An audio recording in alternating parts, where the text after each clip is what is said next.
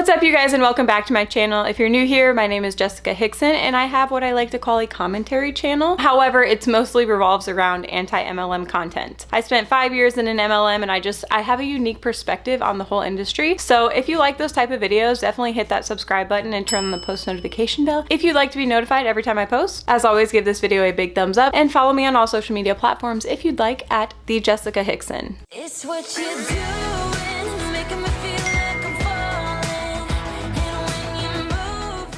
So first, just let me say, I know that I'm talking a little bit funny today. I slept wrong a couple days ago and something happened with my jaw where it's like locked in the back position and to the side. So I can't bring my jaw all the way forward to say my S's how I normally would. So I'm probably gonna make a chiro appointment and see what they can do for me, but for now, we're just gonna deal with this little speech impediment that I have and I'm gonna own it. So if you guys follow me on Instagram, well, first of all, if you don't follow me on Instagram, what are you doing? Go do that now and then come back. But if you guys follow me on Instagram, you know that I've been dealing with some health issues lately. So I've been really busy with different doctor's appointments and tests and stuff like that. But also I was in my sister-in-law's wedding last week. So we were traveling and I was doing wedding festivities and stuff like that. So I'm trying to keep up. I pre-filmed yesterday's video so that one would be able to go up on time. However, I didn't have time to pre-film anything for today. So I might film one later in the week and get one up this weekend or something, or I might not, because I own my own time now for real this time and I don't have to do anything that I don't want to do for real this time. So I may or may not have another one up this week, but I'm super excited about today's video because when my sister-in-law Lauren asked me to be in her wedding, it would have been 2 years ago now because it got delayed because of the When she asked me to be in her wedding, literally the only thing I could think about is the stupid speech that I would have to give for 2 years straight, just thinking about this speech, and my anxiety was just really getting the best of me. But the speech actually ended up being a huge success, so I wanted to share it with you guys today. Let me first just say the speeches at this wedding, I feel like were probably the best speeches I've ever encountered at a wedding. Like each speech had its own unique like twist to it, and it was super cool. I just loved all the speeches that were given this weekend. So literally after 2 years of trying to figure out how I was gonna get out of this speech, I decided to just find a way to give the speech in such a way that I could just like read something and not have to like make it this huge elaborate thing, right? So what I came up with was I was just gonna write a poem for them. I like creative writing, it's my thing. I was like, cool, I'll just write a poem for them and call it a day. But I was FaceTiming with my sister and I was kind of confiding in her about how scared I was to give this speech, and I was like trying to find ways around not giving it or giving it in such a way that I'm not so nervous about it. And we came up with something that I'm pretty stinking proud of. So a little bit of a backstory, a couple of key points you need to know before I show you this speech is, first of all, my husband is an EOD technician. So basically in simple terms, like he's the bomb guy, the guy in the bomb suit, the guy who disassembles the bombs and makes sure that people don't get blown up. For his job, for his training, what he has to do is literally like put together and disassemble different type of explosives. So last year for Christmas, or maybe it was my sister-in-law Lauren's birthday, maybe it was her graduation, I don't remember, but he built her this like fake IED that a siren would go off if she didn't open it correctly. And it was really funny, but she just kind of like opened it and let the alarm go off and got her present. So we decided to do something similar for the wedding, but with like a little bit of a twist on it. So I'll kind of show you how all that went, but the other keynote that I need to make before I show you that is my sister-in-law and her new husband Drew had their bachelor and bachelorette parties together in Colorado. You guys know I went on a trip to Colorado. That's what it was for, is their bachelor-bachelorette party. Well, during the bachelor-bachelorette party, everyone was like kind of icing each other. For those of you who don't know what icing is, basically if you come across a Smirnoff Ice or somebody buys you a Smirnoff Ice or whatever, you have to take a knee and chug the entire Smirnoff Ice. So the weekend of the bachelor-bachelorette party, her husband was trying to ice me. However, someone else would come across it before I would, or something would happen to where I didn't have to do it. So I didn't have to drink the ice. So I never got iced. So given that I really wanted to get out of this speech and my husband really wanted to build this IED for them to open again, and my sister came up with the idea of a short and sweet little poem, this is kind of what we came up with. So my husband built the IED. I forgot to take videos, but I'll put pictures here. My husband built the IED. I then built the outside of the IED to make it look more like dangerous, I guess. And then on the inside of the IED, I put this poem. It says, roses are red, violets are blue. You suck at icing me, so I guess I'll ice you. And then I put drink up bud on it. And after I took this picture, I actually ended up writing on the bottom, like, sorry, Lauren, you're guilty by association or something like that. So I put 2 Smirnoff Ices in there with that poem for them to open in front of everyone. So with all that being said, here's how the speech went. The Matron of Honor, Jessica. I don't know how I'm supposed to follow that up, but I'll give it a shot. My name is Jessica. I am Chad's wife, Lauren's sister-in-law. And while I'm so honored to be sitting next to them on their big day, I'd be lying if I said I wasn't looking for a way to get out of this speech without them noticing for the last 2 years. So when she said to keep it short and sweet, I was very thrilled about that. But I was reading online about what you're supposed to say for one of these things, and everything told me to say something nice about each of them and to not tell any embarrassing stories. So I'll refrain from doing that, but I feel like that just takes all of the fun out of everything. So being the bomb-ass sister-in-law that I am, I decided to bring the fun back into it and go out with a bang. Chad and I have prepared Lauren and Drew's big gift for them today to open up in front of all of you guys. Inside is a poem that I wrote strictly for Drew from the bottom of my heart, and a gift that I hope that you'll cherish forever. Under one condition.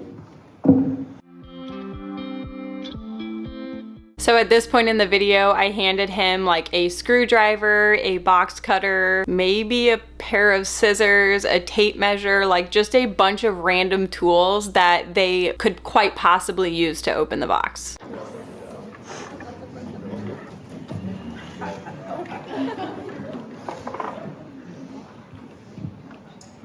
So welcome to your first test of marriage. Your mission is to open your gift with the tools we've provided without setting off the bomb. In the event that you fail, all of your friends and family will turn to dust, so good luck. Hi, everybody.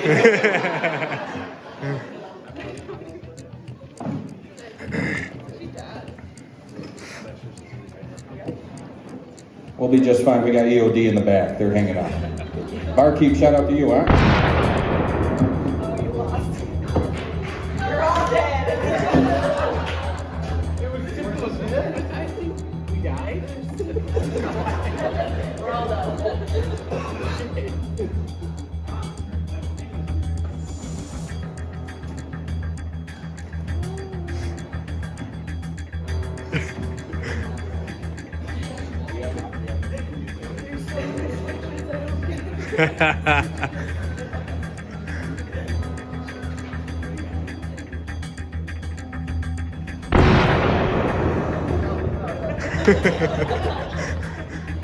Don't open it in the way you normally would. Hey. Oh.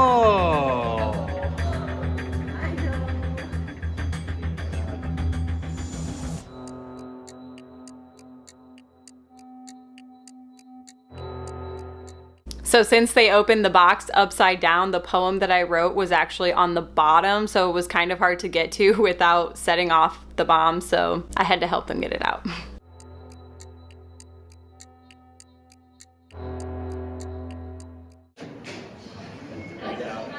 I have to read this? Roses are red, violets are blue. You suck at icing me, so I guess I'll ice you.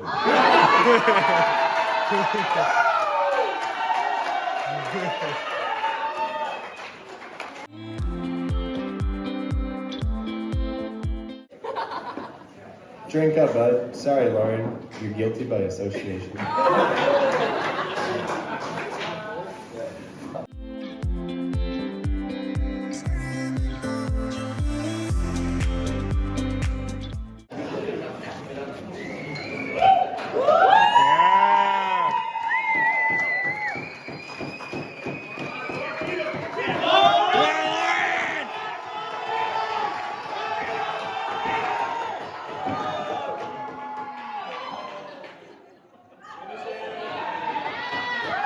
There we go. Let's make some noise for them, everybody. Mr. and Mrs. Pax.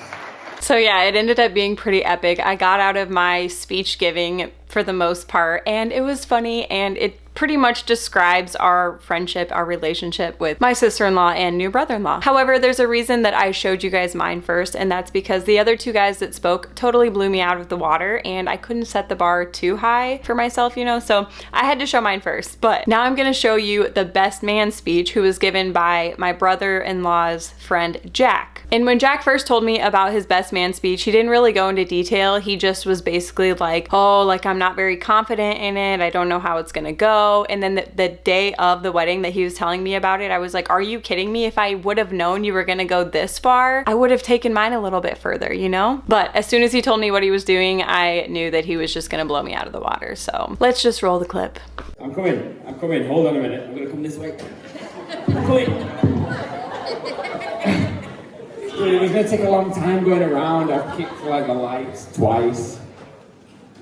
All right, so if you don't understand a word I'm saying, you're screwed. I'm sorry. I'm from England, so good luck. All right, so good evening. I am Jack. I need the notes to tell myself I'm Jack. I am the best man. I am the best man. Tonight, we're in a room full of great people. We have got doctors. We have military veterans. We have police officers. Successful business people. Yet, I am the best. His words, not mine. So I read somewhere that the best man speech has to last as long as the groom makes love. I see them. That is all we have time for today, guys.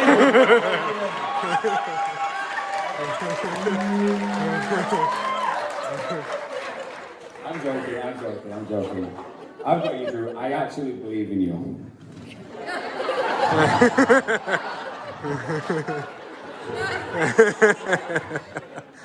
I've got you, Drew. Lauren, good luck. I swear that is the only dirty joke I've got. That's it. You're good. All right, I actually have something. I have some props today. Props, it's like probably a routine. These are Drew's chastity pants. All right, chastity pants right here. So, when Drew, heavy lock, Jesus. So when Drew and Lauren got together, these were Drew's. He's not gonna use these. He's not gonna unlock them for anybody else but for Lauren, okay? Rumor has it, there's a few keys that may have, got out there to the general public. There's only one key, but there's a couple of copies that got out, okay? So listen, Drew's now with Lauren. There's nobody else. There's nobody else for Drew. So, if there's any keys out there, I'm gonna need them back, all right? If you have a key out there, I need you to hold them up. I'm gonna take one back. Oh, I see everyone holding keys up. Everyone holding the keys up. Yeah, we weren't ready for the bloody keys hanging out over here. I got this sorted out. I see all these keys. Let me see. Dude,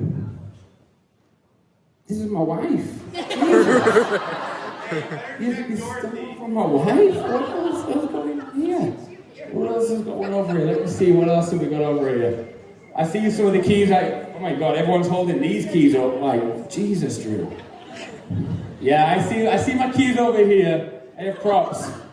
Dude, this is the wife of a cop. I'm just saying, you shouldn't have one of these. And another cop! Jesus, Drew! You animal, oh my God. A blonde, I see a type. Anybody else? We got any other keys over here? To the chastity belt? The mother-in-law? Are you kidding me? Jill. Jesus. I'm gonna put these back here, Lauren. These are for you.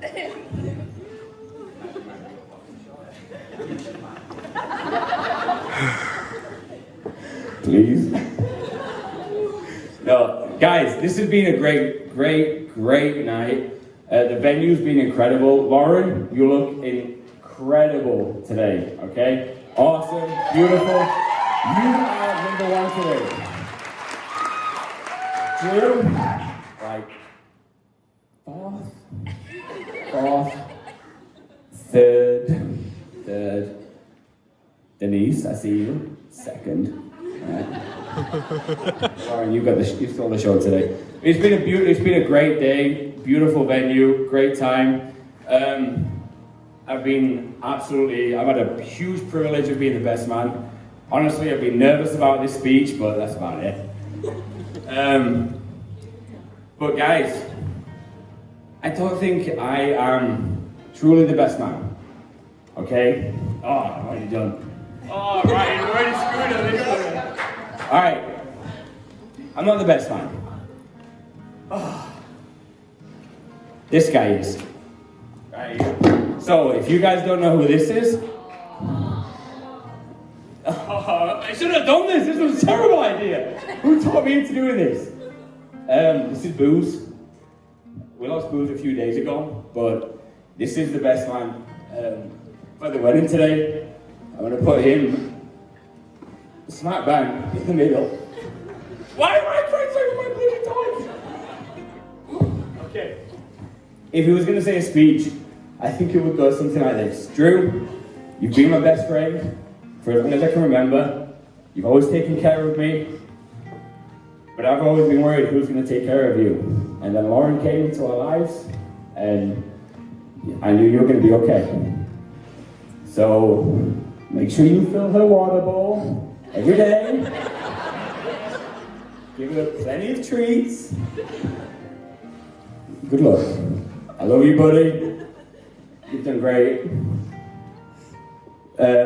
They say you cannot live. Sorry, I can't even know what I'm saying anymore. I've lost it. This part's. I'm so emotional. Oh my God. They say you. I don't know how I'm going to say this part. I can't remember it. It's on the speech over here somewhere on the floor. To the bride and groom, guys. Raise us toast to the bride and groom. Yeah, I still tear up watching that. It's a great mixture of like hilarious and also ugly crying. So Jack killed it. So the last speech I'm gonna show you is my father-in-law's speech. We were a little bit worried about his, not gonna lie, because every time somebody asked him what he had planned for it, if he wrote anything down, whatever, he always just said, well, I'm just gonna wing it. Any normal person could not wing a really good speech. Clearly, I was like pooping my pants over it for 2 years straight. But of course, he absolutely nailed it too. So let's just watch his now. All right. Well, one good thing about the weather, we don't have to worry about our beer getting cold. So first off, I'd like to thank my first wife, Jill. I think we've been together 33 years coming up in July. Dave and Denise, I know they just celebrated 35, right? 35. So God knows we don't know what we're doing. So, if I had $1 for every time somebody's asked me about this speech, I would have a fistful of money. Not only that, I've been getting it from the office. I got it from Dave last night. You know you're going to have to stand up here and give a speech. Yeah? Okay. What's the big deal? Apparently it's a big deal. Problem is, I can't dance. I can't sing, but I'm good at sarcasm. So, you know I love you two, right? So here we're gonna go. I thought we get all these families together, but half the side doesn't know the other half. Well, I'm gonna set them straight. So, let's start with the Hickson and the Kibbins. You don't know Drew.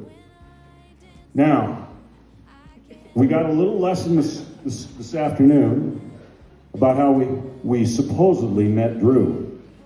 That's not how it went. No. So, the first time I met Drew, I'm not sure you've heard this story. Do you remember? You don't. Well, I'll give you one good guess where we were. Yeah, volleyball. By the way, they're at Vegas, and they're on a line. That line is whether their kids are going to have birthmarks or volleyball seams. Definitely volleyball seams. So, we were at a volleyball game. Game is over. Now, this is Lauren's volleyball game. High school, mind you. We're down on the basketball floor, and I'm standing next to my wife. Drew's parents are standing on the other side of Lauren, and this guy comes bouncing down the bleachers, slams on the floor and says, and puts his arm around my wife and says, "I'm going to marry your daughter." Now, hadn't had a young buck in a long time, so I was starting to froth at the mouth. My wife is a little vertically challenged, so that forearm shiver that I got in the ribs kind of slowed me down a little bit, took the wind out of me. She says, "Oh, honey, that's just Drew." Okay, so that must be good. So that's how I met Drew. Now, Drew's been around a while, that's for sure. A long time. We knew a few things about him. Number one, he needs to have something crunchy every time he eats. Crunchy? Where'd you get that from? His dad. Here's another weird thing.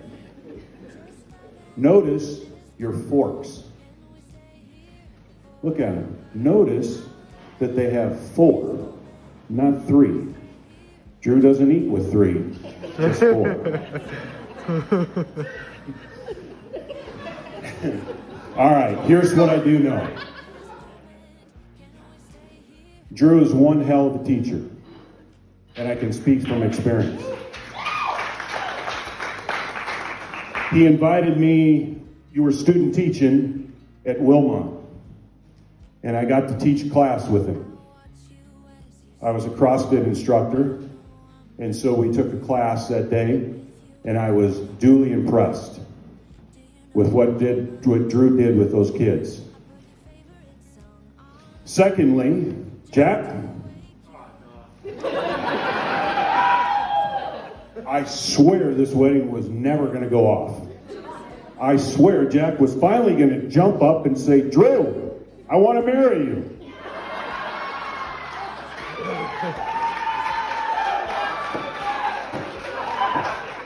Because Hicksons and McKibbins, this is what happens. Every single day,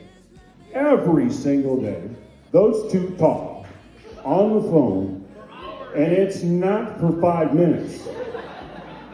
They're there solving the world problems, for crying out loud. So, I can definitely tell you that Drew is one hell of a friend. So, Drew, everybody, a toast. To my son-in-law, Drew.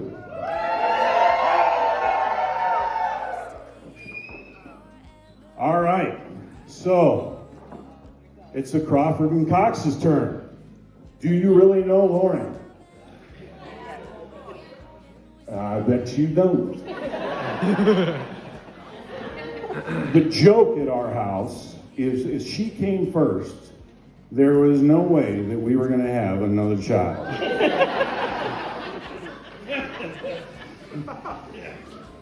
The reason for that is the first 2 years were a test. Let me tell you. It's like my wife and I, we look at each other and say, "I thought we had figured this thing out the first time around. What are we doing wrong?" Her second birthday was at Godfather's. I remember that one. Yeah. She was 2 years old, and we thought we were going to have a great party. All the family's there, balloons, presents. No kidding. She cried the entire time. The entire time. Now, Lauren only had one food group, so probably about 6. That food group was a bun with ketchup. If I had $1, again, I'd have another fistful of money. When the waitress or waiter says, "That's all you want, is a bun and ketchup," we'd say, "Yep, that's all we want." She used to make me eat the French fries, just the ends that were burnt. Dad, I don't like the burnt ends. Apparently, she's now got a husband that'll eat the crunchy end now.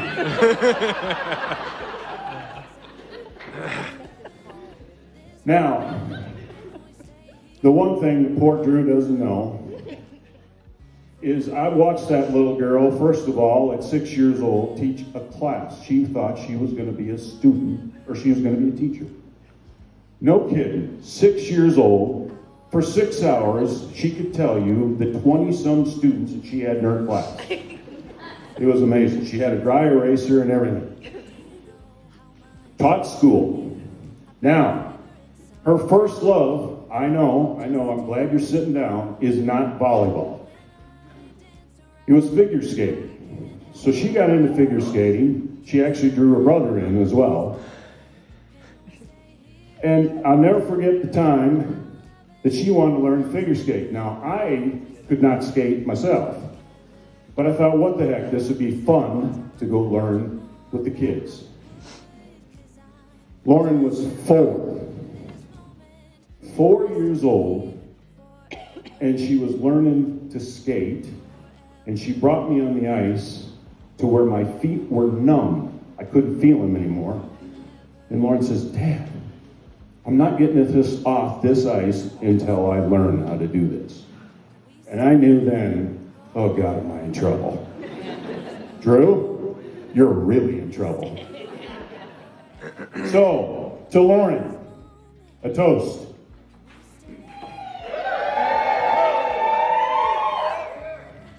Now, Mr. and Mrs. Cox. The one thing I can tell you about Drew and Lauren is they are definitely going to make one hell of a team. First of all, they rose to one occasion last year. Can you imagine being a young couple and having to put your life on hold? So congratulations to those kids for stepping up.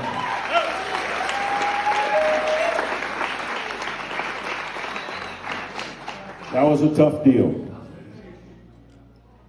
But I invite you sometime when they're really in their element to watch them play together. Because the two practically know what one is going to do versus the other. And it's a pretty neat thing to see. One setting, one blocking and killing, and they make a heck of a team. So, to the Coxes. But yeah, so basically this weekend was an absolute blast. I was stressing over it for literally no reason at all. I was the maid of honor for the most laid back bride ever. And Chad and I both agreed it was probably the funnest, and that's not a word, but I'm making it a word today. It was the funnest wedding that we'd ever been to. We danced literally all night, shut down the dance floor, and had an absolute blast. So thank you to Lauren and Drew, or Mr. and Mrs. Cox, should I say, for letting us be a part of your big day. We had an absolute blast, and we love you guys.